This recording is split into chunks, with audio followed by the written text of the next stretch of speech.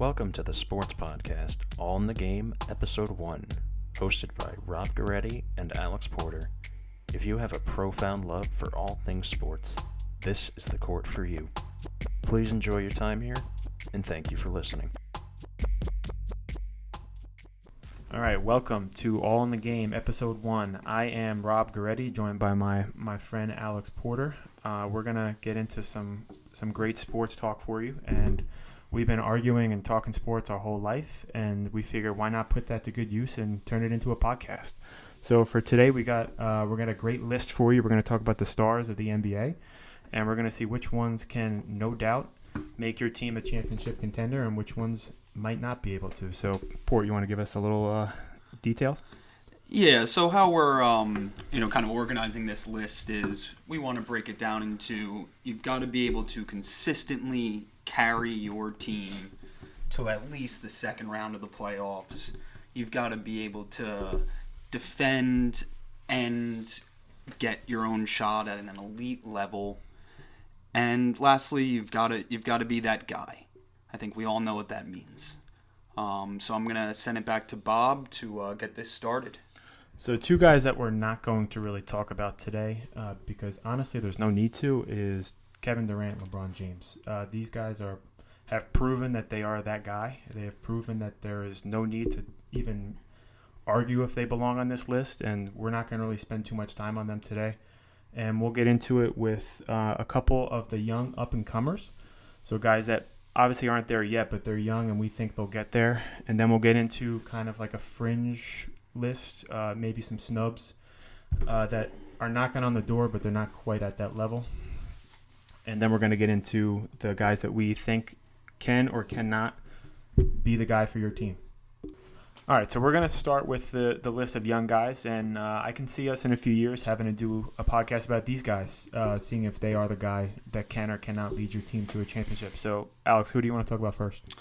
So I'm going to start it off with, I think, the most obvious selection as far as top young guys in the league, and that's going to be Luka. So if you've watched basketball the last couple years, I think it's obvious that Luka is just an absolute star in the making if he's not already a superstar right now. The guy's got a complete game. Passing is magnificent, some of the best in the league. His shot-making ability for someone his age, and he's a sneaky good athlete. You know, he can get by you, and his hesitation, which I always feel like is one of the more underrated moves in the game, is truly special. I'd say he's not exactly in this top tier yet, strictly because he's not a great defender yet, and it's just a little too early. He's quite the complainer, too. He is. But hey, who wasn't?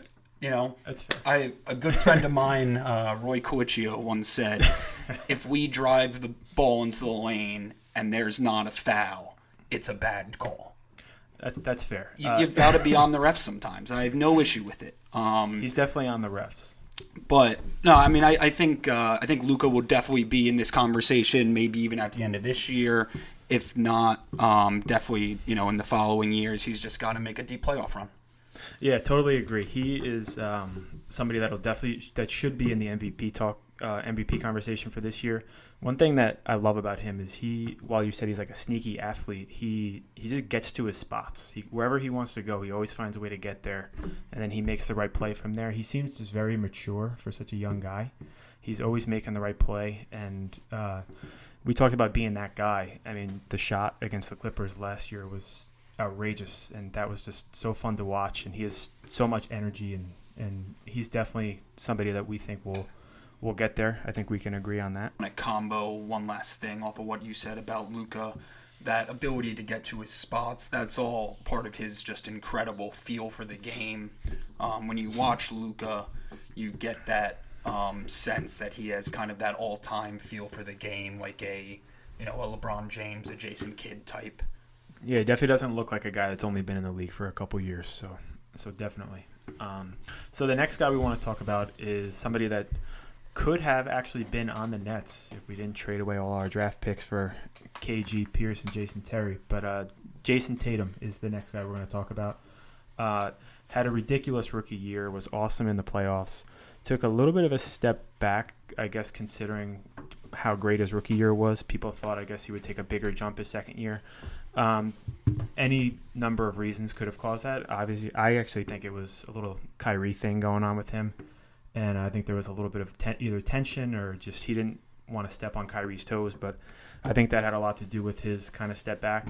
And we just saw last year he kind of took it to the next level, especially right before the shutdown. He was playing ridiculous basketball. I remember watching a game against the Lakers when he was backing down LeBron and made it just an awesome fadeaway in crunch time. I think they wound up losing the game, but it was just a really big-time play, and he's a guy that I could definitely see in the future being in this conversation.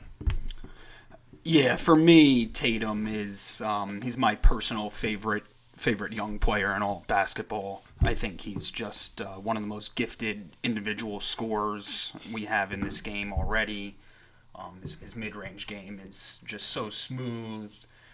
He's big. He's just going to get stronger. He's also growing still, which is wild. Yeah, the classic, you stopped growing at 15, and Tatum's still growing at 23, which is nice. It's not fair, but it's nice. But no, his game is complete. I think the Celtics, little piggyback off what you said about Kyrie, I think the Kyrie move was worth it at the time because of the big reward. I think the big issue that the Celtics made was the Kemba Walker extension, because they really should have just built around Tatum and Brown, and Kemba, I feel, just kind of, once he gets healthy, he'll just kind of take the ball away a little bit too much from what Tatum does, because Tatum has such a beautiful all-around game. And then you were speaking of the shot over LeBron last year. Like, let's not forget the dunk over LeBron in the playoffs. I mean, that was his rookie year, wasn't it? That was his rookie year. He's got that framed in his house, I heard. The guy is definitely that dude. He can hit big shots. I see him as I have no doubt that these first two guys we spoke about will be in this conversation. I think Tatum and Luka are both going to be. It might be a bit of an exaggeration, but I'll say all-time greats. I really do believe that. I don't think you're exaggerating too much there at all. One thing that both of these guys have in common is they came into the league so polished and like NBA ready. They just hit the ground running because their games were so polished and just so ready to jump right into the way that the NBA is played. And I think it shows why they've been able to get so good so fast. And I just want to say, as a player comp, Tatum reminds me of kind of a Carmelo Anthony who gets it. They're both just such gifted individual scorers who can make it look so easy scoring 30. I think the only difference is Tatum's has a little bit more drive to be a great team player and a defender than Melo did. People also forget about how athletic Melo was when he was young, and Tatum is that same way. He can throw it down on the best of them. Absolutely. So, who do you want to talk about next? Who's our next guy? Next, I'm going to go with Ben Simmons. He's been in the news a lot recently with all the trade rumors of him going to Houston that didn't pan out. Unfortunately for us Nets fans. But I do feel Simmons is an outstanding player. His size, his speed, his defensive ability, his feel for the game. He's a beautiful passer. And he's still extremely young. He's 24 years old now. I mean, the big thing with him, if you think he's going to get to that either second tier or eventually to the top tier, would be does he improve his shot? I mean, it's pretty obvious with him, black and white. He's got to be able to shoot the three in today's NBA. And if he can become a competent three-point shooter, I don't see how anybody would stop him, because that would just, like I said, he's got a great floor game. Everything else about his game is terrific. It's just he's got to be able to shoot. My final prediction is he'll get to this tier we're going to talk about shortly, but I don't think he'll ever get to that top tier because I just can't see him ever becoming consistent enough outside shooter. Yeah, so with Ben Simmons, his talent and his athleticism obviously off the charts, and I can't believe he's only 24. I feel like he's been in the league for so long. When he gets downhill, it's just absolutely unstoppable, and there's nothing you could do about it. The problem is a little bit in the half court. Sometimes he looks a little lost. Sometimes he doesn't know where to stand because he can't shoot. I actually disagree a little bit. I don't know if he needs to develop the three-point shot as much as he needs like that almost like Kawhi-ish mid-range game just to be respectable. Because if he develops that, I mean, at least they have to guard him, and they can't just sag off in the free throw line when he's at the top of the key. Even though I know you and I both disagree, that's a terrible way to guard him because you just give him the head of steam. Yeah, just let him get a few steps on you is never a good idea. Yeah, I remember watching those Nets games and watching them guard him back there, and he just walks into the paint. And when he gets in there, he always makes the right choice. He's an awesome passer. He's a really good finisher with both hands. He's a really bad free throw shooter, and that's something that I think will also help him get to that next level. So I know you brought up the Nets and hoping that the Rockets would trade for him because we are both big Nets fans and we loved LeVert and Allen. They were our guys for sure. I heard, and I can't believe that this could possibly be true, that the Rockets could have had Simmons if they wanted to in that trade, and they chose not to because they didn't want to build around a specific type of player. I think that's completely ridiculous because I just think that Simmons is going to be in this conversation. I think he's just a generational talent that if you can get him and you're losing a generational talent, you have to replace him with somebody like Simmons. Yeah, I'm not arguing that. I love Simmons as well, and I would have made the Simmons deal if I'm them instead of just gathering a lot of picks. I mean, obviously, there was a ton of picks, and it might work out for them, but I would have gone Simmons as well. But I do understand their thinking. They've spent, the last 5-6 years, however long it's been with Harden, just completely building a franchise around one specific guy and one style of play. And currently, that would be the same way you would need to build around Simmons. But I do understand your point. He improves his shooting a little, then all of a sudden he's a complete player and you can put anybody around him. Right. It's definitely a weird fit with their roster right now, but interesting decision if those rumors are true. Let's keep this train moving, Bob. Who's next? All right. Donovan Mitchell, little overlooked in the draft.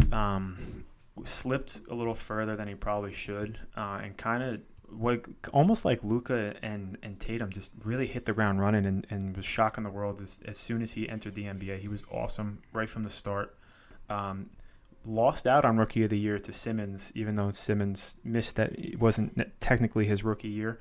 But, he's another guy, like, incredibly athletic, has become a much better shooter over the past couple of years, and definitely a big shot maker, a guy that you want with the ball in his hands in crunch time. And also just one of those guys that, even though he is more visibly athletic, is just a guy that gets to his spots whenever he needs to, and he's able to put up some big numbers quickly. Yeah, Mitchell, you hit the nail on the head there. He really came in, hit the ground running. Guy was great his rookie year. And, Mitchell's proven that he can lead a team in the playoffs. They've won series already each year that he's been in the league. And he's really an all-time competitor type guy. You can just tell he seems like someone who'd be so fun to play with or root for. He just plays really hard, has a great game, and you can tell he really wants to win. I'm a big Mitchell fan. I think this, with me, I've got him definitely at some point getting into this second category that we're going to talk about shortly. And, I wouldn't be shocked if he even made it into this top category. I could see him leading a team. I'm not saying this Utah team as it's currently constructed, but, he's still very young, Mitchell. I think that if you were to construct the right team around him in his career, I could definitely see him being a number one guy to win a title. I would not be shocked. I think he's that good of a shot maker, playmaker, and I think he really strikes me as the type of guy that is going to continue to improve his game and just really, really wants it. Yeah, no doubt. He's one of those gym rat guys that's always he's busting his ass in the gym all the time. He's always improving his game. Every year he comes with something different, whether it's improving the shot or something, some kind of finish, just improving his finishing. He's gotten better, and he's been leading his team, especially since his rookie year. He was awesome that first year in the playoffs, and obviously put on a show last year in the bubble and came up a little bit short. And I think, I think he's one of those guys, which is important here, and when we're talking about getting to these elite levels, is you've got to want the ball. You've got to want the ball in your hands. I'm not saying you always have to shoot it. You want to, make the right play. Sometimes, as LeBron's proven to us time and time again, it pays off to make the right play, and doesn't always mean you have to shoot it. But Mitchell seems like he wants to be the guy who's making that decision, the ball in his hands late in big games. Yeah, saw it last year actually when Conley missed that three to basically to end their season in Game 7 against the Nuggets. He was devastated that they lost, but I feel like he was also pretty upset that he wasn't the one that took that shot because he was open, and Conley pulled it. It went in and out, but I feel like he really wanted to take that shot. All right, last two guys we're going to talk about in this young up-and-comers category are two rookies from last year. We're going to talk about Zion Williamson and John Morant. We lumped these two guys together. They're kind of in the similar category. I was expecting Ja to take a massive jump this year because he was just totally electric last year, blowing by everybody. He has a little bit of Kyrie in him, I think, with his game, how he can kind of just get by anybody he wants. He's a really good finisher. His shooting has to get a little bit better, but it's not a liability. But tough injury this year is going to put him out for a few weeks. Definitely expected him to take a really, really big jump this year. Yeah, I think both these guys, obviously, very exciting. Happy for both those franchises. They got people to build around for the future. Obviously, it's too early so far to have a definitive answer. But in my personal opinion, I see these guys as being kind of more in the second category that we're going to talk about, and to be honest, they kind of fringe even that second category. I just don't see that elite top tier future for either of these guys. But that doesn't mean they're not great players, and obviously I've been wrong many times before. I agree with especially for Ja. I see his ceiling being like Kyrie-esque, and Kyrie is not on this list. While we think he hit probably the biggest shot in the history of the NBA in the 2016 Finals, but he's not on this list, and there's a bunch of reasons why. But he's just not that caliber player, and I see him having an awesome career, but I don't know if he's gonna make the cut. So next, we want to talk about guys that are terrific players. Can be a number one on a playoff team, but they're just not guys who are going to carry you consistently deep, to finals or, win you a championship as a number one guy. That's not saying that they haven't, had maybe a deep playoff run once or twice before. It's just saying that we don't think these are guys that you can truly build around to win that championship and be, a consistent title contender. I'm going to start off with the group. I'll start off with some four guards here. One, I'm going to say Chris Paul. He's obviously an all-time great point guard.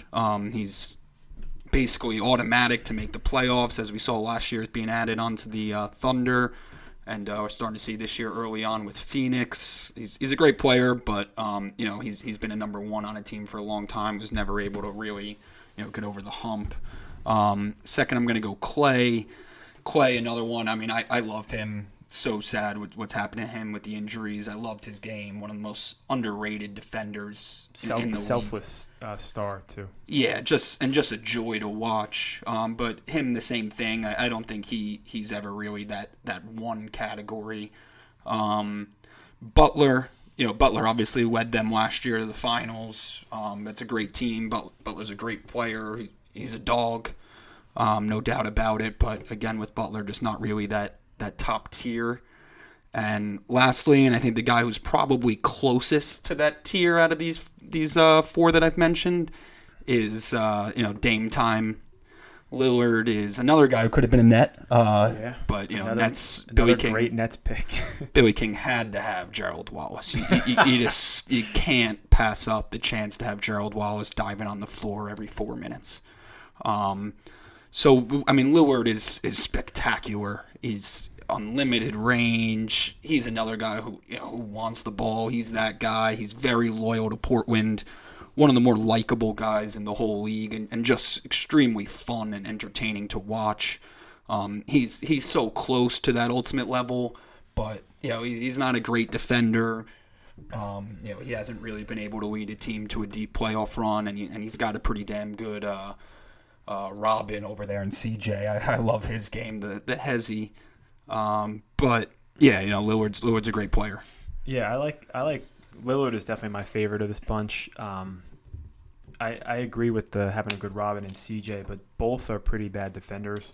And other than those two, I haven't really loved what they've done, what they've put around those two. It's not a ton of shooting and not a ton of defense to kind of make up for that. Obviously, losing Nurkic kills them because he's a guy that can help them defensively, and he's a great, very skilled big man. But I don't love what they did around those two guys, and I think he could actually be there if they did a better job building. Yeah, I mean, I think they've tried. I'm not saying that but yeah, they've definitely struggled to find that. I mean, Covington, they got this year's a little bit of an improvement on that. Covington's a solid player of that kind of stretch 4-3 wing defender. But they definitely, throughout the last 5 years with that backcourt, they've definitely needed to add a better, kind of a guy who's a little bit better than Covington, that type of thing. Yeah, one thing that Dame definitely has that a few of these guys have is he's the guy that you want. Like, not many people I'd rather have taken that last shot than him. And he's sent multiple teams home on some huge shots. The step back against George was absurd from half court. One of the best memes, GIFs, or whatever it's called. Yeah. Not a technology guy, but one of the best of all time. For sure, the old wave. And then that weird face that he made against the Rockets. That's the one I'm thinking of. Yeah. I thought that was the Rockets one. But either way, that weird face that he made staring into the camera after both of those shots is great.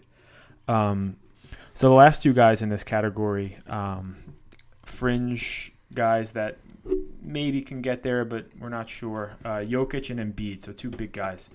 Embiid this year looks like he's on a mission, and everyone always says in the offseason, if he makes up his mind he wants to get in shape, watch out. And I think we're seeing a little bit of that this year. Jokic, ridiculously talented, walking triple-double for sure. His outside shots, really, really good. You have to respect it now. And he's just one of those guys that always makes the right play. He's got a little guard in him for a big guy. He's a great rebounder. Who do you like over these two, Jokic or Embiid? Yeah, I mean, that's a tough one. I think they're both clearly the two best centers in the league. They both terrific players right now, will be for a long time. I agree that neither one of them is, in my opinion, at that top level now or will be. It's also hard to, like, the way the game is now, it's hard to have your center be that guy. Yeah, it's and all the centers not going all the way back in time when they used to dominate with Kareem and those guys, but if you focus on just like Shaq always needed that great guard with him as well. I think Embiid, if I was picking between the two, I'd probably go Embiid.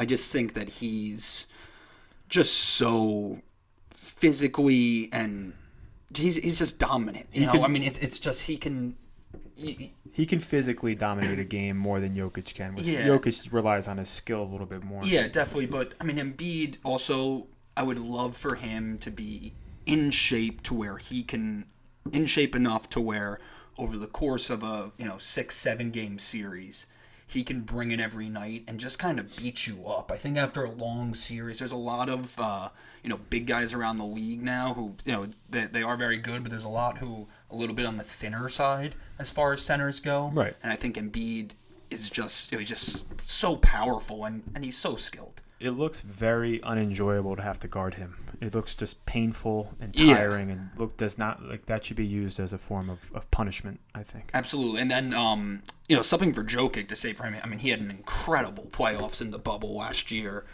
He can definitely hit the big shots, can definitely take over. Such a skilled all-around player. I don't think either of us, anyone that's in this second category that we've mentioned, obviously we're nitpicking. It's a special tier, these top guys that we're going to talk about, right after the break. But, these guys here, they're all great players. We just don't feel that they're this elite tier. Yeah, and something to point out about both these guys, too, is they both do have all-star quality guards on their teams, and that hasn't gotten them to the next level. I know that the Sixers were a bounce away from being in the conference finals a couple years ago, and that the Nuggets made it to the conference finals last year. But they do both have those guards, so it'll be interesting to see what they do in the next couple of years. So now we're going to get into the top tier of guys, and we're going to the way we're going to structure it is we're going to say the player, we're going to present the case for the player, we're going to present the case against them, we're going to get into some stats, we're going to get into some just eye test stuff that we've seen over the years, And we're going to give our opinion, and we're going to break this down into 3 categories. It's either going to be the no-doubters. They'll join KD and LeBron in the no-doubter category. There'll be the maybe category. And the maybe is kind of like two-pronged. It's maybe, but we just haven't seen it yet, and it's maybe, but probably not.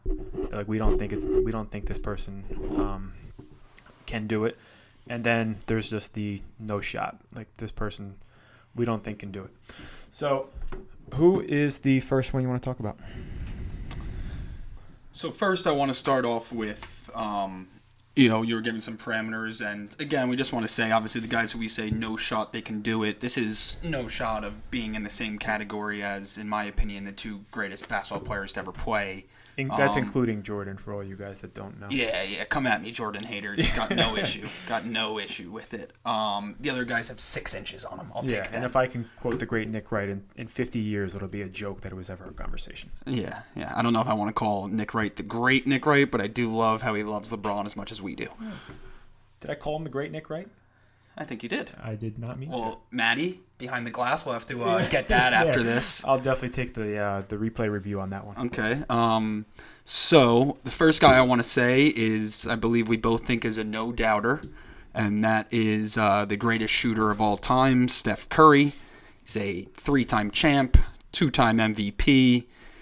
Again, just the absolute best shooter ever, and he has completely changed the game as far as the way the basketball is played now. From middle school all on up to the NBA, he has changed the game with his ability to shoot from anywhere. It spaces the floor, makes it so easy to play with him, open things up for his teammates, and he's really a selfless leader he's just a superstar. And I personally, I'm sure there's the people who don't like Curry as much, who may say that there's some cases against him.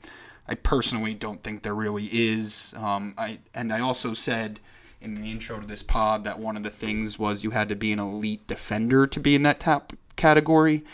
And I really do think that's true for 99% of the time. But when you're the greatest shooter ever and you can hit anything from anywhere at any time, you don't really have to be an elite defender.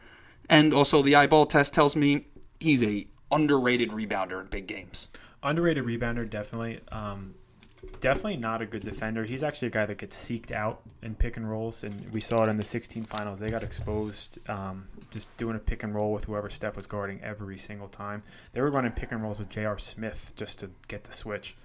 Every guy in this category has a fault, and as much as you want to be able to take advantage of them, yes, Kyrie Irving was able to. One of the greatest individual scorers of all time. Steph, you can try and take advantage of him as much as you want. At the end of the day, 9 times out of 10, he's still going to win out. Absolutely. And the selfless leader part is one that definitely stands out. He is as selfless as it gets. Even with those Warriors teams, when they were rolling, he never seemed to care if the spotlight was on him. He didn't care who scored. He let Clay scored 60 points. I don't think anybody was happier for them, Steph. And when it came time to sign Durant, I feel like most stars would be pretty against that. And the 2-time MVP, the unanimous MVP, the guy that everybody absolutely adored, just said, absolutely, why would we not want to sign Kevin Durant and have a better team, even though that means he kind of took a backseat to him. Yeah, and I think he's definitely been a big part in building that successful culture that the Warriors have had for a while now. And with Steph, the big thing is, as much of a selfless leader he is off the floor, and like you said, with being able to add a superstar like Durant, take a little bit of a back seat.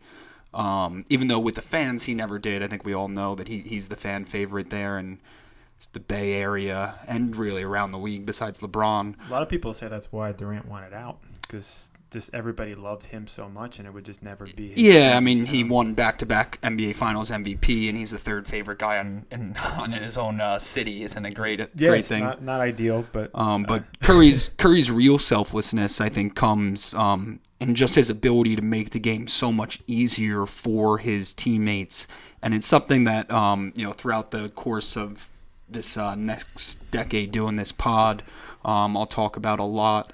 Is the game now is just so hard to defend because you have to defend such a large area. And Curry started that. Curry started it. He's the best at it. That ability to draw guys out so far away from the basket, and then the team is filled with other guys who are knockdown shooters, so you have to kind of stay home.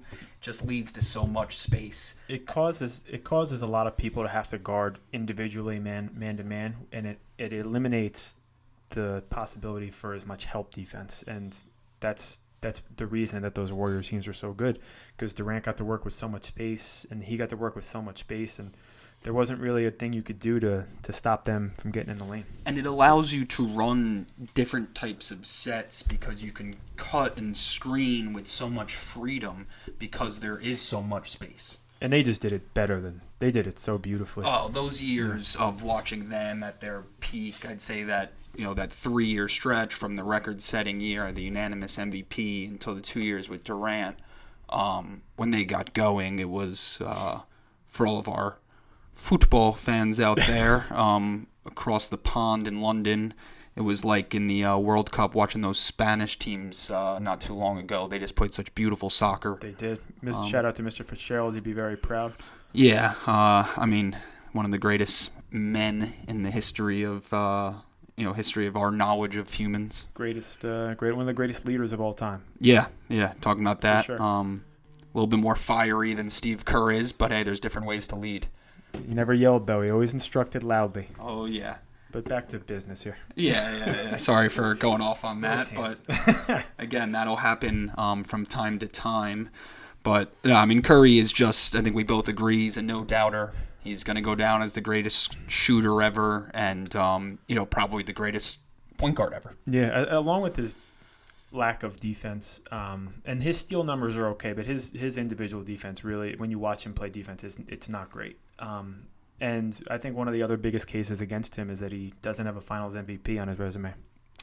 Yeah, everybody can make that argument, and I guess it's fair if you want to put it out there. Obviously, it's a fact he doesn't have one, but he's the only no-doubter that doesn't have one.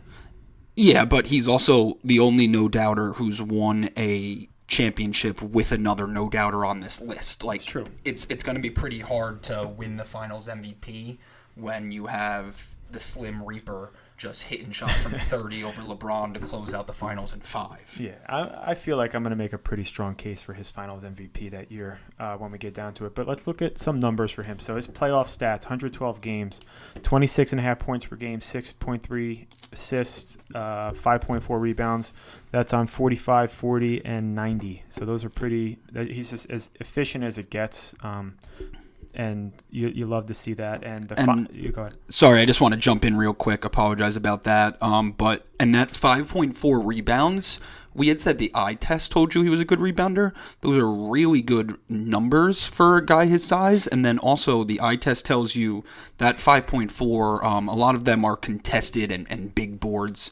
They're not just boards with nobody around. And the assists being 6.3, it's not a crazy high number, but the amount of assists that he creates just by being on the floor, there's no stat for that, but that's just something you watch when you see that team play. So looking at the final stats, 26.5 points again, so it stays the same. 6.2 assists and 5.7 rebounds, very similar numbers on 42, 38.5, and 92.7 from the free throw line. So really, really good numbers in the finals, and 28 games is not a small sample size at all. So he's proven that he can put up the numbers in the finals games. We both agree that Andre Iguodala should not have won the 2014-15 Finals MVP. I think anyone who knows basketball and watched that series knows that was just a huge mistake. There was just no reason for Iguodala to win it, because if you're going to be giving him the win because he defended LeBron, I don't have the LeBron James stats in front of me, but at this point, you could look them up. They're pretty famous for that series. That was the series where he led, if you count the totals, he led in points, rebounds, assists, blocks, and steals. He led everything. He swept every category. Yeah. So I don't really know how great of a job Iguodala did defending. It'd be giving the MVP, the Defensive Player of the Year award, to Allen, and remember the Titans for getting beat like he stole something. That just... But he can be given some rewards for giving Petey his job back in the state finals. That is true. Yeah, it takes a lot of honor and courage to do that. Similar to Iguodala, great teammate. yeah, awesome teammate. But definitely both agree that he shouldn't have gotten the MVP.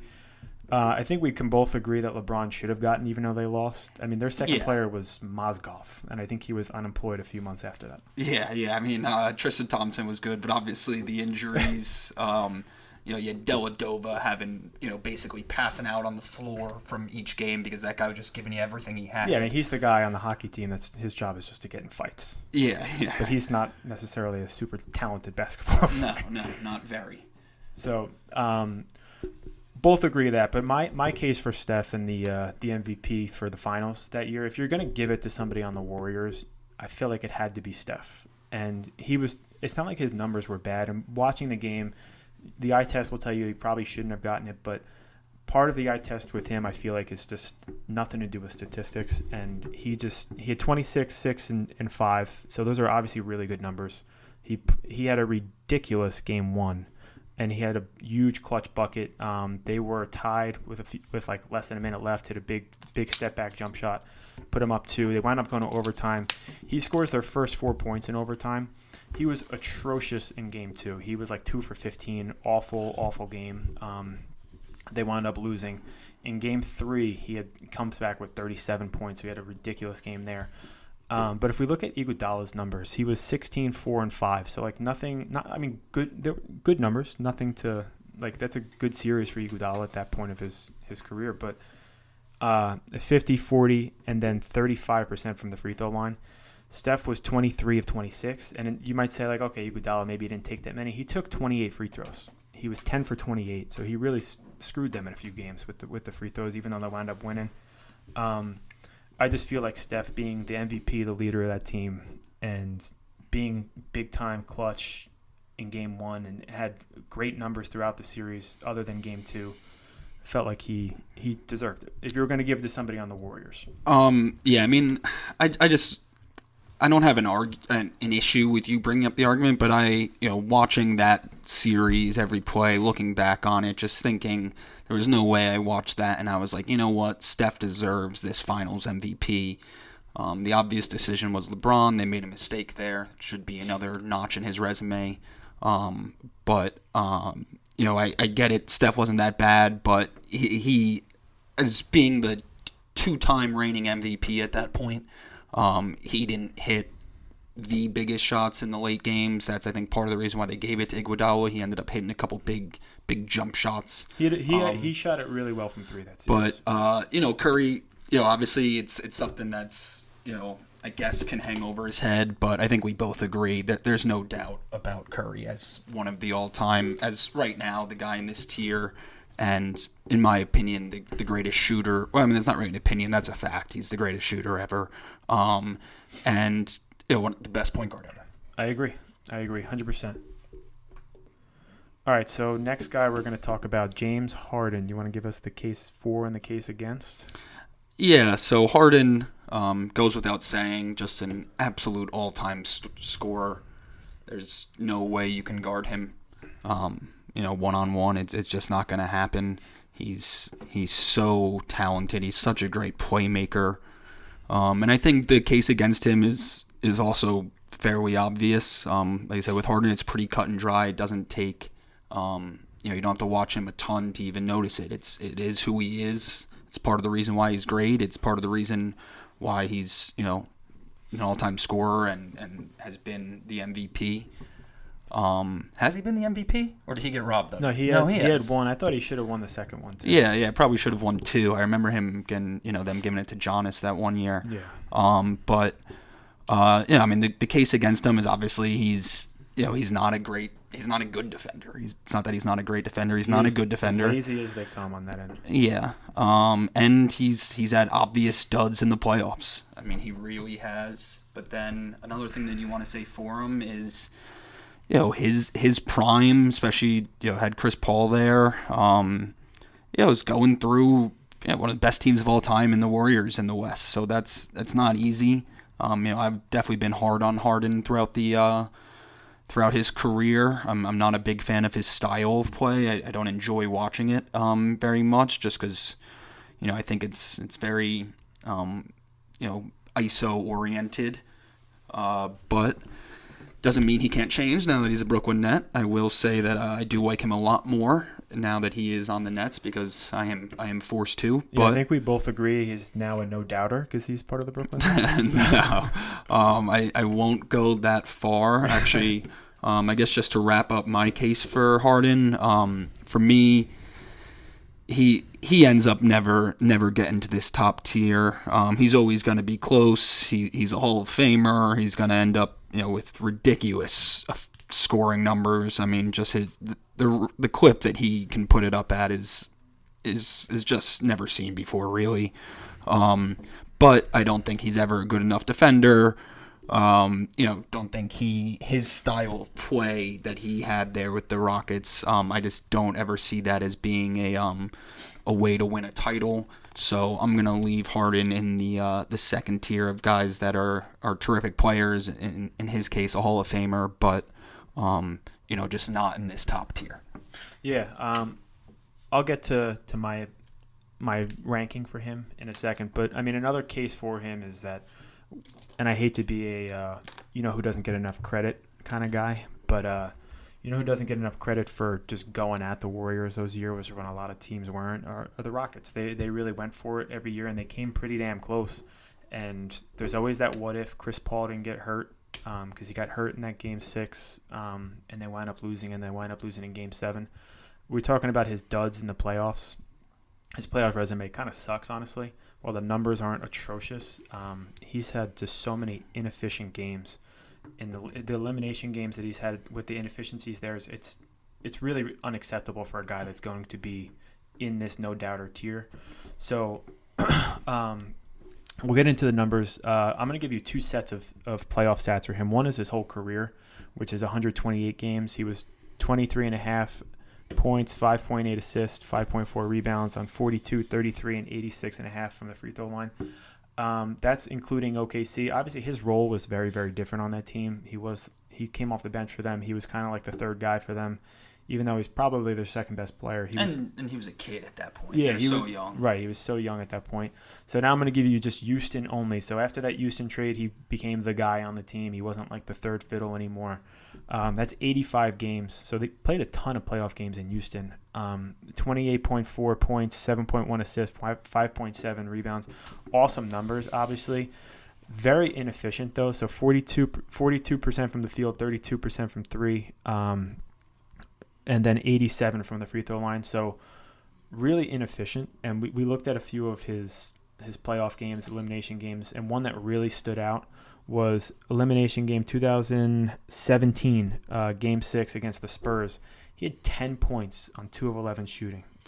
That's completely ridiculous for a guy of his caliber. And if you're going to be a no-doubter, you can't afford to have games like that on your resume. Yeah, I mean, it's just unacceptable. And also, I mean, if you guys remember watching that game, you could see it in his eyes. I thought he was concussed, honestly. You could see it in his eyes the first 5 minutes of that game. He didn't want to be there. He wanted something was wrong. Yeah, he wanted nothing to do with that. Those Spurs teams, after their really legendary run, were still very gritty at that time. Yeah, but this is 2017. This is after this run. So no, I know. I'm just saying they were still a gritty team, but it's a team were. Harden's got to beat, and he just he didn't want to be in that war. Yeah, this wasn't the 2013 Spurs. No, that's definitely an argument, big argument against Harden is those obvious games, and even if his numbers, or you're saying he wasn't over efficient, I mean his numbers still don't even really tell that case because we don't have the advanced stats about his time, the amount he dominates the ball. It's just watching those. He has an all-time high usage rate. I don't have that number in front of me, but his all-time high usage rate, he has the ball constantly, and everything has to run through him. And I think that was a big problem with those teams, that they didn't really know what to do when he wasn't dominating the ball. Yeah, and it just it's something that anybody's seen throughout the years playing basketball. Everyone is more involved.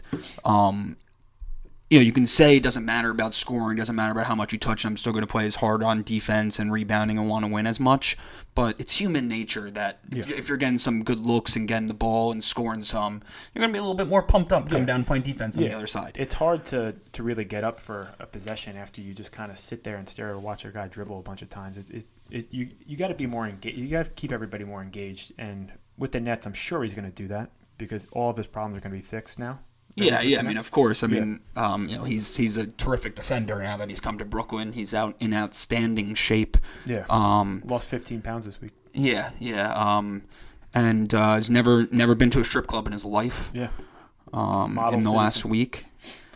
But so my verdict on him is also that he is not in this tier. He is not even a maybe guy for me. And honestly, even if the Nets do win this year, he's not the best player on this team. So no, he's never. I think we can both clearly agree that he's a Hall of Famer, but he's not in this tier that we're talking about. And he is a Hall of Famer. He's an awesome talent. He's a generational talent for sure. But his stats were also pretty inflated in that system.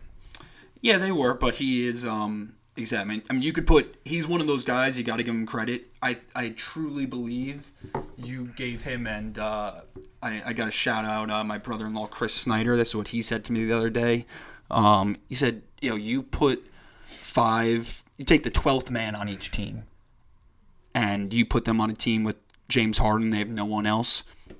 He's still getting to a 7-8 seed. The guy just scored. Right. You could get him with a really good group of college players, and he's gonna put up.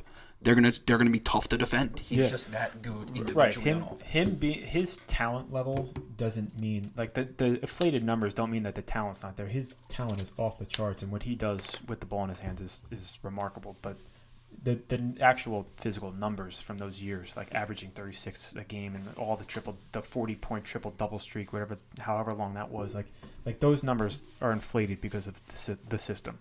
So that's not taking away anything from his talent. I still think he's got to kind of grow a pair if he's going to be one of the no-doubters. But right now he doesn't make the cut for us. All right, so the next guy we're going to talk about is Anthony Davis. I think the obvious case for him is Davis is just incredibly talented. I mean, he is as complete a big man as I've ever seen play. I don't know, maybe before my time there was a big man who was better, but I don't see how that's possible. He could do so much on both ends of the court. It's like I don't see how there could be a big man that could have dribbled, shot, passed, scored in the low post, inside, outside, and then also defended the way he did. Yeah, because he can defend, basically 1 through 5. I mean, obviously you don't want him following around a point guard or shooting guard and run around screens all day, but in a switch situation, which is so important in today's NBA for that big guy on certain possessions to be able to switch on a guard and defend, he's outstanding. We all saw that block at the rim the other night. He's just so elite on both sides of the ball. His game is just, it's so polished. Obviously, his run at Kentucky was, he just one of the better seasons in the history of college basketball, at least modern day. He's an incredible player. The case against him would be, in New Orleans, part of this that we said in the beginning was you've got to be the number one guy on a team and consistently get your team to the playoffs and, win in round or two. And he just, not even saying, he won around that one time, but, they weren't even consistently in the playoffs. And I know that injuries played a part in that. I thought they made a terrible decision when they fired their coach, whose name is slipping my mind right now, but he had a good run with them, got them into the playoffs, then they fired him, took kind of a step back. But, he didn't have, it wasn't like he had an incredible lack of talent there. Jrue Holiday is a really good player. They had a couple other good players there, so I think that's the biggest knock on Davis. He just, he wasn't able to consistently carry them. Yeah, no, I agree completely. He, after watching that Blazers series when they swept them, they shit on the Blazers that year. Between him and Jrue, playing the defense that they played on that Blazers team and playoff Rondo. They shit on that. There was a blowout, and they got to the second round and got swept. And I know it was the Warriors, but like, how do you do what you do to that Blazers team and then show up in the second round and you don't even like put up a little bit of a fight against that? Like his numbers, they put up a fight game one. I remember game one being a competitive game, but and the key thing really is that they didn't follow it up that next year with another good year. Right, yeah, and then it's like in and out of the playoffs. They were low seeds. They got swept a bunch. Like I think he made it to the playoffs 3 times with New Orleans. Their losing rounds were sweeps or a gentleman's sweep all 3 times. Yeah, no, he just he's. And the way I'm going to give my verdict here is he's probably my top guy that we're going to talk about who's not in that category with LeBron and Durant. He's just, he's the best number 2 possible, I think, especially with LeBron. I think their game even better than Kyrie or Wade were for him. But I just can't get over his success when it comes down to winning and losing. His success in New Orleans, carrying them, I can't get over it, so I won't put him in this category. But I think he's as talented as anyone and is the top guy in this group right below that level. Yeah, for me, he's a maybe, but we haven't seen it yet. And I know they won last year, but he was the second best player on that team for sure. He wasn't like they don't win that finals without him, clearly, but he was not the guy for them. This year, honestly, just watching a couple of their games, he looks a lot more comfortable, and you're hearing how he's like becoming a better leader, which is important. But it's not everything, but it's important. But I watched a few minutes of their game last night, and he just looked incredibly comfortable and very healthy too, which is good because injuries have played a role with his career. And he kind of proved last year, playing 62 of 71 games, that he can stay healthy. And hopefully we see more of that this year, because I think as the years go on, he might kind of take this team over a little bit, and then maybe we'll see him enter that no-doubter category. But as of right now, he's a maybe. We just haven't seen it yet. Just to run through a couple of numbers for you, playoff stats, only 34 games. So that's pretty low, surprisingly, because for someone this talented that's been in the league as many years as he has, I'm surprised that he's only played 34 games, especially making it to the finals last year. Yeah, I mean, that's part of the obvious knock on him. That's part of the case against him, of course. So numbers are outstanding for him. 28 points a game, 2.8 assists, 10.9, 11 rebounds, 55% from the field, super efficient, 34.5 from 3, 83.9 from the free throw line. So super, super efficient. The 3-point game is getting better and better as years go on, and that might reflect a little more in his final stats. So last year, 6 games, he was 25, 3, and 11. And he was 57% from the field, 42 from 3, and 93.8 from the free throw line. So he had a little 50, 40, 90 in the finals, which is awesome. And for him, I think it's just going to be just continue maturing, continue getting better. And when LeBron turns the keys over to him, it's going to be a matter of if he can take them to that next level or not. Yeah, and I just want to end it on one more point with Davis. He's just such a fun player to watch. His game is, I know we've said it now a couple of times, but it is so complete. He makes it look so easy at times. Like you said, he's looking more comfortable this year. They're going to be scary, tough to beat, and he's just so elite on both ends of the floor. Yeah, so last night Zion blew by somebody and went up for a layup, and he just pinned it.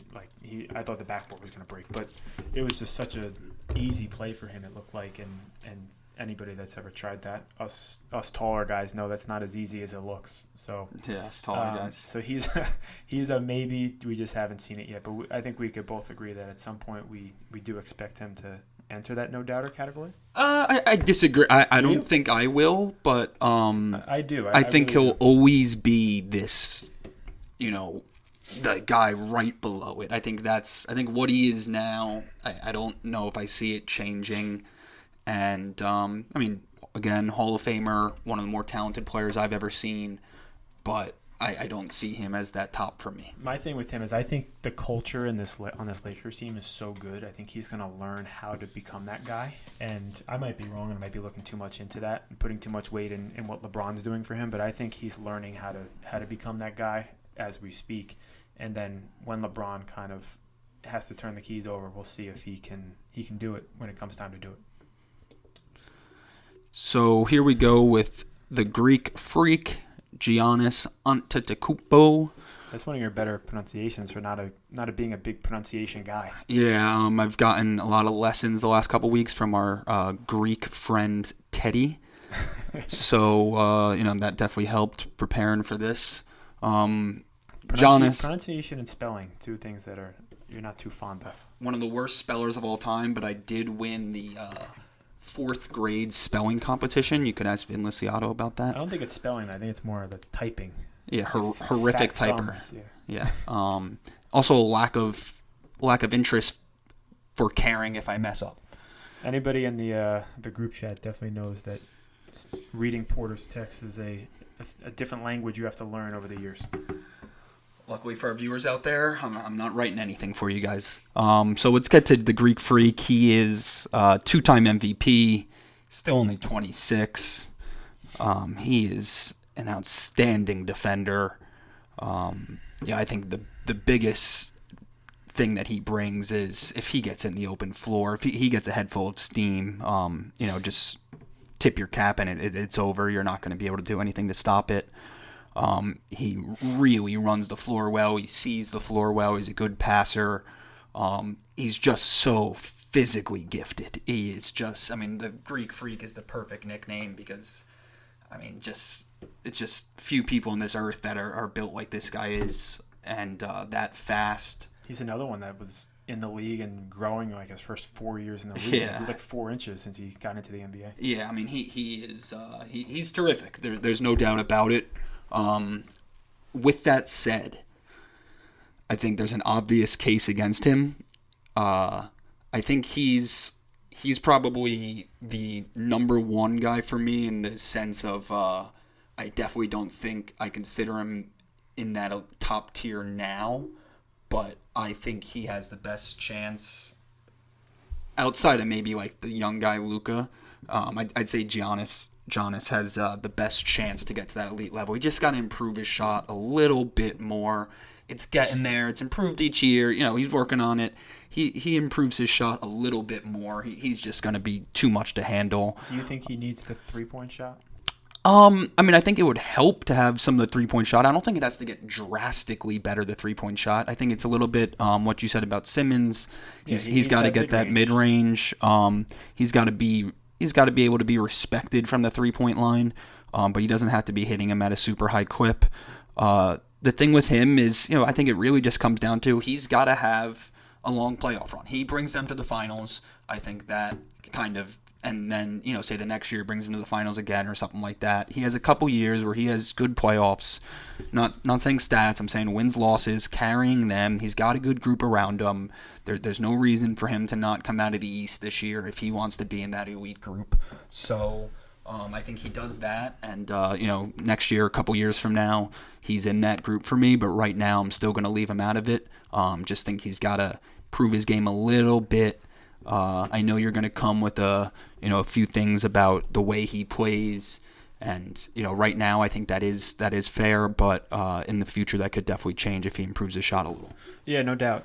So 2-time MVP. He's only 26, which is amazing. I feel like he's been in the league for so long. I guess he has. He's been in, 8 years, 9 years? Yeah, he was so young. Yeah, he was a baby when he came in. He's only 26, so he's not even technically, they say the prime is like 27, 28. So he's not even there yet. I just feel like the way that he plays can be game planned for so easily. And you see it every year in the playoffs, the team figures it out. They either lose game one and they'll adjust immediately, or they'll come into it knowing that they have to play a certain kind of defense. And it seems like he just gets either frustrated or just doesn't know how to crack the code. I rewatched game, what game was it? Game 2 of the Eastern Conference Finals from 2019 when they played the Raptors. So they won game 1. And they won game 2. I'm sorry, I watched game 3. And they changed their defense where they were just kind of like packing the paint. They would double team him every time in the post. And I feel like in the beginning of the game, he almost panics when he gets double teamed. And he was turning it over constantly. He had a bunch of turnovers in the game. He was awful. And then I watched a couple of the games in the Heat series last year, and same thing. They packed the paint. They played a lot of zone, and it's almost like he gets frustrated and forces it. He takes a bunch of like longer range shots that's not his game, and it just seems like he has trouble cracking that code. And I think the way that he plays, that teams are finding out ways to stop him. And over a 7-game series, if you can't make an adjustment, the other team will, and that's what's been happening to him. And yeah, I mean, there's no doubt that's what happens now. But I mean, the biggest knock on LeBron James is not the biggest knock, the only knock on LeBron James is the Dallas Mavericks series, and that's kind of what they did to him. San Antonio tried to do it to him as well throughout the years. Dallas really did that to him, to really pack it in with him, play him physical. Because one thing that you notice when guys are kind of played like that sometimes, whether you're being doubled or you're being given space on the outside, is you try a couple in the beginning to knock them down right away. Giannis does that a lot, and then he misses them, and then all of a sudden he never goes back to it, which is wrong. And the thing is, like, you want him to knock those down, so they have to quote unquote respect it. And if he doesn't make them, his confidence is shot, and they really don't have to respect it. Yeah, the thing is, you can't lose your confidence in it, and also sometimes you try and do too much. You got to just stay within the game still. Just because they're in the paint doesn't mean that he shouldn't still drive the basketball. He's a monster. Right. So I think, like I said, that's definitely the case right now, that you can game plan for him and kind of take him away a little bit. But a little bit of an improved shot over these next couple years, and there's going to be no way to stop him. Yeah, and one place he really needs to improve is the free throw line. He gets to the free throw line so much just because it's impossible to guard this guy with how big, athletic, and fast and strong he is. And how many offensive rebounds he gets. He gets to the free throw line so much. He's got to cash in from there. And people say, like, okay, free throws might not always decide series, but it kind of does, and that can help him get in a rhythm too if he's going to develop a mid-range or outside shot. He's got to become a better free throw shooter. Yeah. And that's bottom line. If you're going to be as freaky and athletic as him and you're going to get to the free throw line that much, you got to be able to cash in. So running through a couple stats for you. So playoff stats, this is 43 games. His first year didn't play as many. He wasn't playing as much. So 23.7 points per game, 4.8 assists, 11 rebounds, 51, 32, and 62.7. Obviously, the free throw numbers are low. I took out the first year and just the years where he was like really becoming elite and was elite. It's 37 games. So we just got rid of that first year. They only played 6 playoff games that first year. So 25, 5, and 11.5. You'll see the numbers jump up a little bit. His best playoff game was one of the Eastern Conference games. He had 30, 17, and 5. It was game 2. They won. They went up 2-0, and they wind up losing 4 straight. The very next game, he has 12 points on 5 of 16 shooting, 23 rebounds, which is outrageous, and 7 assists. And Kawhi, his counterpart that game, was 36, 9, and 5. So he just got outplayed by Kawhi, and it really killed them. They wound up losing 4 games in a row. Yeah, I mean, he just that series is the biggest blemish on his playoff resume. They're the best team in the league all year. They're blowing people out all regular season. He kind of went away there after that game 2. Raptors made some adjustments. They got a great coach there. And, they really took him away the rest of the series. And, he was injured, maybe he wasn't, whatever, this past year in the bubble, whatever you want to say. But, he hasn't had the playoff success yet, and that's what it comes down to. Yeah, I thought this was going to be like his coming out party, that 2019 season, because I remember that game too. He was so dominant. He was doing everything he wanted. And then once they made the adjustments, he wasn't able to kind of bounce back. Yeah, the famous Paul Pierce quote, "This one's over" or something after that game 2 game, and then they lost 4 straight. For someone I liked so much growing up watching, the truth is horrific on television. Brutal in the studio. Yeah, some of the worst takes of all time, and just very, very petty. Get petty, over it, Pierce. Yeah, he's so way too anti-LeBron, way too anti. Yeah, I love that you were, thick and would hit some big shots, but come on. Just a fat guy that got to a spot and made that elbow jumper. Oh, yeah. The last guy we're going to talk about here, and probably the one that's going to have the most heated debate between the two of us here, Bob, is Kawhi Leonard. So I'm going to start off with my case for him. two-time Finals MVP. He's won Finals and Finals MVP on two separate teams. An elite two-way defender. You could argue he's the best defensive player in the league. If you wanted one stop against an elite offensive player, maybe he's the number one guy you go there defending. The eye test. He's smooth on offense. I love that mid-range game he's got. He's real difficult to guard one-on-one. He's a willing and talented passer. He does some things on defense that I don't know if anybody else does. I mean, his on-ball defense is special. On offense, he's not a terrific creator for his teammates. He's not really a big assist guy. But he's definitely a bucket getter. He's efficient. He's not a very selfish offensive player. He's just not the creator that some of these other guys are on this list. But he's a terrific player. I'd say the case against Leonard, the Warriors, if they're healthy, Leonard's got 1-1 on this list. Let's be real.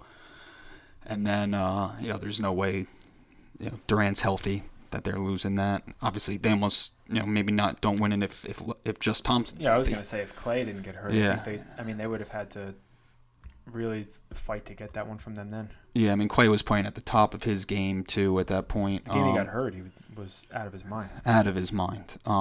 Came back, took that foul shot. I thought we were going to see heroics. But no, he's an outstanding player.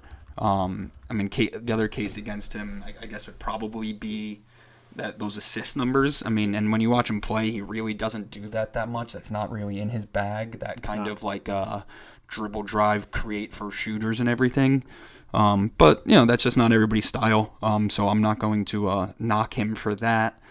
Obviously he played on an extremely talented Spurs team, and he was brought up under one of the best coaches of all time, one of the best organizations of all time. That always helps. The classic draft day trade that fleeced Indiana, where they traded George Hill for the pick that ended up being Kawhi Leonard. But I'm going to end it with I put Leonard in that category for me. He's going to be the final guy I put in that top tier. He's just so good on both sides of the ball. He's done it. He's got 2 Finals MVP. He's hit big shots. That shot against Philly is famous now. He's gotten big stops. I think he's I think he's definitely in this category for me. He just is. Yeah, his resume is awesome. I totally agree. 2 Finals MVPs on 2 different teams. Not a lot of people do that. I think that big what if the Warriors are healthy is really a big one. And obviously, that's not his fault. It's not like he hurt anybody, but he you could easily say that we're big LeBron guys, and we never saw LeBron get that break where you kind of.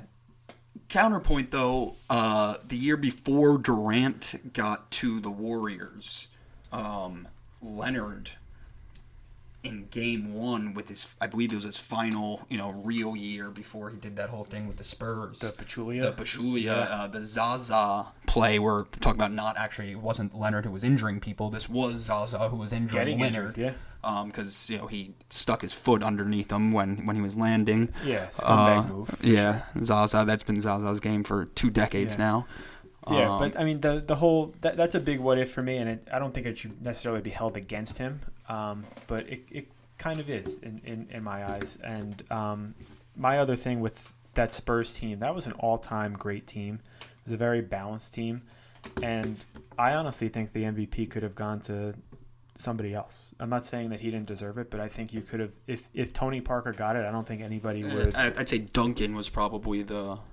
Parker and Duncan both had great series, and I think if you gave it to either one of those guys, I don't think anybody would have been upset. Yeah, I think Leonard's ability, compared to Parker Leonard was guarding LeBron. He was, and Duncan averaged a double-double in that series. Parker was their leading scorer that series, and they had one of the best 3-point shooting series of all time. Yeah, they were making everything. Yeah, like Danny Green shot 80%, not actually 80%, but he shot just a ridiculous. Yeah, they're lights out. And they all did. They just had one of the most efficient series of all time. So Kawhi's playoff stats: 124 games, and that's mainly because he's been playing in the playoffs since his rookie year.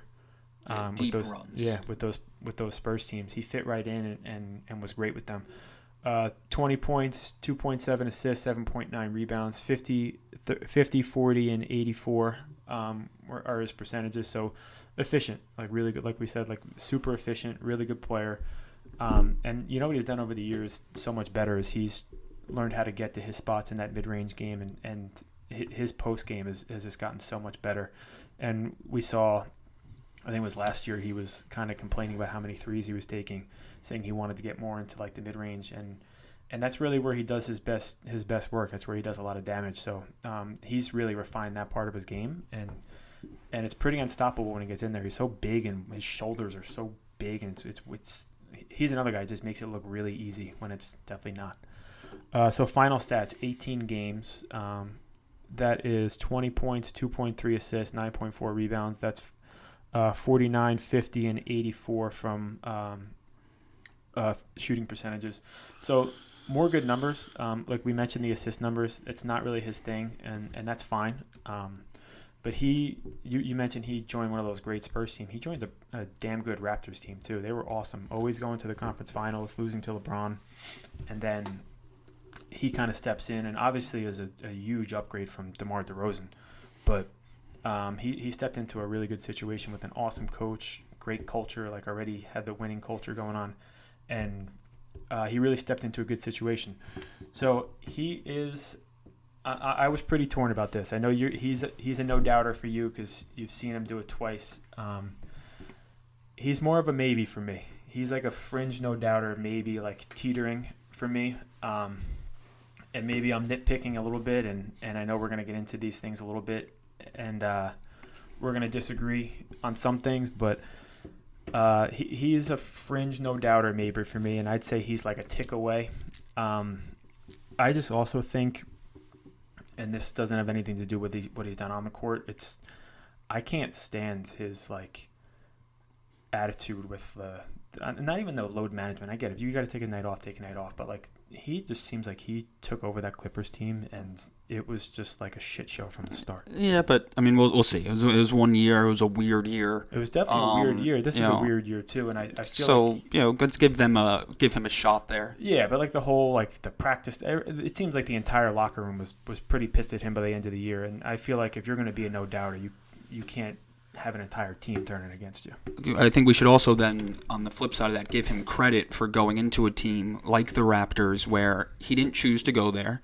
The players at the beginning probably didn't want him because like Lowry and DeRozan were like best friends. That was a tight-knit group who had made deep playoff runs before, like you said. So it's not always easy to come in there and be now the star to a team that kind of had a culture, had a thing set up, and it seemed to work seamlessly. He didn't choose to go there specifically, but he kind of bitched and moaned to get himself out of the Spurs situation. Of course, but I'm just saying there was no issue with him in Toronto there, the way he was there able wasn't, to... and like Ibaka, his teammate now, loved him. Yeah, they're great pals. Yeah. So it's definitely me nitpicking a little bit, but I mean, if you're going to get into this no-doubter category, you're going to have to nitpick a little bit. So 2013-14 finals, Spurs beat the Heat, one of the most ridiculous shooting performances of all time from a team. I remember watching that and just feeling bad for the Heat because they just didn't miss. Yeah. 17 points, 2 assists, 6 rebounds on 61, 57, and 73. So ridiculously efficient. The 61 and the 57 are just 61% from the field, 57 from 3 is completely ridiculous. And the one I want to look at is the points per game. And I know scoring isn't everything. I know he played defense on LeBron. I know he was a big part of shutting them down. And obviously his efficiency numbers are incredible. But since 1995, he's one of 2 Finals MVPs to score less than 20 points a game. And I'm not saying he didn't deserve the Finals MVP, but I'm just saying like that was a pretty balanced attack from them. And it was, if you don't mind me jumping in there. And the other person, just for you guys, so you don't have to look it up, is Andre Iguodala, who we both covered earlier, should not have won that. Probably shouldn't have had one either. Yeah. So the thing with Leonard though is that was an extremely balanced team, and I mean throughout the course of the finals to shoot 61% from the field and 58, it's 57.9, 58 from three is just out of this world. Insanely efficient. And I'll say my point here that I think is a big reason why I'd go Leonard. If, say, tomorrow we were playing a game, I'm coaching one team, you're coaching the other, and we need to win that game for whatever the prize is. If we just say split LeBron and Durant, don't care who has who. If I have that first pick, I think right now I'd pick Leonard next, and I think that's a big reason why he's in this group, because I don't think there's anyone else in the league currently that I'm taking. If I have, say, Durant, you have LeBron, I think I'm taking Leonard, and I think that gives me an advantage over anyone else you can pick. So my issue with that is that's not our list here is, can you be the guy? If he was he already has the accolades right, but of his role on that team isn't the guy. No, my point is he already has the accolades. He's got the 2 finals MVPs. He was the guy with Toronto. That can't be denied. No. So I'm saying if you're going to nitpick a thing to, kind of come back at that's not obviously the main point, because the main point is he's done it already. He's proven it. A secondary point for him is that if we were, picking all-star teams where you got, like they do at the All-Star game, where they draft their team, but, say this was life or death, you had to win. He's proven he hits big shots. He can defend multiple positions at an elite level. He'd be that guy I'd pick. I think a better way to look at it would be is if you took 4 league average guys, who would him or Steph be the guy that you would prefer to have to lead that team? Yeah, I mean, right now, I don't know. I'd probably go. Because if you're giving him a bunch of all-stars, that doesn't prove that he can be the guy. And okay. I know you're saying he's already done. Let's throw this out then. If we don't count LeBron or Durant, and we're picking a team to win a game tomorrow, I'll start with him, and I think that gives me an advantage. I don't think I would. Okay. I mean, yeah, obviously that's the argument. You don't think he's an automatic in that category. I think with his success in the playoffs. And I think it's also more than just winning a game tomorrow. I think over what he does over the course of the season, I think can negatively impact. Yeah, I mean, we'll see how it plays out. It was a couple years of doing that, but we'll see how it plays out. And you got to. I just think that ability to at any point he can get a bucket against anyone, and he can shut down the best of the best. He's that good defensively. Yeah, 2 things that he does that make me want to push him into the no doubter category. And I'm not going to give you the satisfaction of doing that, but 2 things that would make me consider that is just how great he is defensively, and the fact that if you do need a bucket, you can give him the ball, get out of his way, and he could get you one. I mean, he's the only guy on this list right now who, within the last 2 years, has played another guy on this list and completely dominated him for a series. Giannis, we talked about earlier. Giannis is a 2-time MVP with that arguably in this top tier, and he got dominated by Leonard, and that's Leonard guarding him and him either trying to guard Leonard or not being man enough to do it while Leonard is doing it, and that's Leonard dominating him. Right, and that's why Leonard's gone toe-to-toe with LeBron and these guys since he entered the league, basically. In that year against, I'll always bring this up because this was before all the drama of Leonard with San Antonio and all the Clipper stuff, so I loved him. It just looked like he was no glitz, no glamour, just absolute baller. Yeah, quiet guy. Before he got hurt against Zaza, they had just beat the Rockets in the series before that we talked about a little bit earlier, Harden having a bad series. And then we're going into that Golden State game. They were beating the crap out of them in that first game. They were Patty Mills was hitting shots. Leonard was getting everyone involved. They had them. The Warriors looked like they were deer in headlights. They did. And they don't hurt Leonard there. I'd love to see all of a sudden he ends up pulling off that, or even just taking that to 6-7 games. I think that's another thing that would be something that would make him an absolute no doubt, and he is. That's obviously another what if though. So that's another. There's a lot of what ifs, and I'm 100% nitpicking to the absolute max with him, and he's just a half inch away from me. Yeah. All right. So, All right, so to wrap up, put a bow on this episode, we're just going to read our list just as a recap. So we both agree that LeBron and KD are just no-doubters.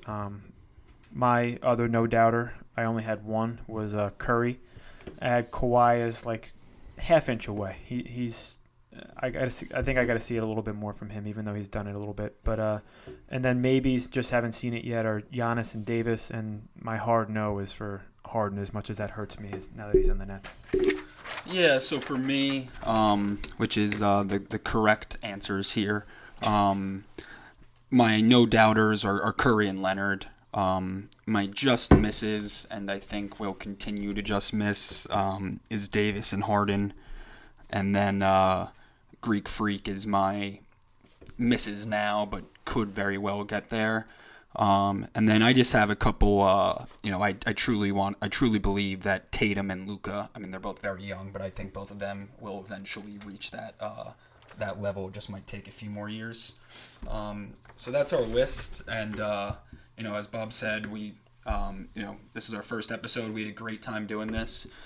We were a little nervous. We've been putting this off for a while, but I'm really happy that we did it. We enjoyed it. Hopefully, somebody will listen besides just like me, Bob, and my dad. But if you guys listen and enjoy it, that'd be great. If you don't enjoy it, that's also great. We're gonna keep doing it either way because we had a good time, and we talk about this stuff anyway. Might as well record it. Yeah, and I want to give a special thank you to Maddie behind the glass. He's on the ones and twos. Couldn't do it without him.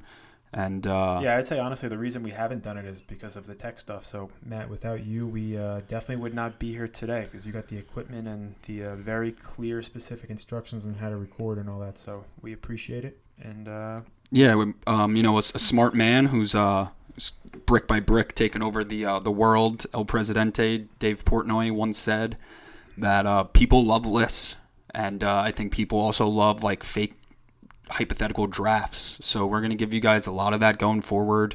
We're going to focus on the NBA, but we'll come with other sports as well. And we're going to try and get this out every week for you, and hopefully you guys give it a listen. Why not? So we appreciate you guys listening, and we'll see you next time. It's all in the game, yo.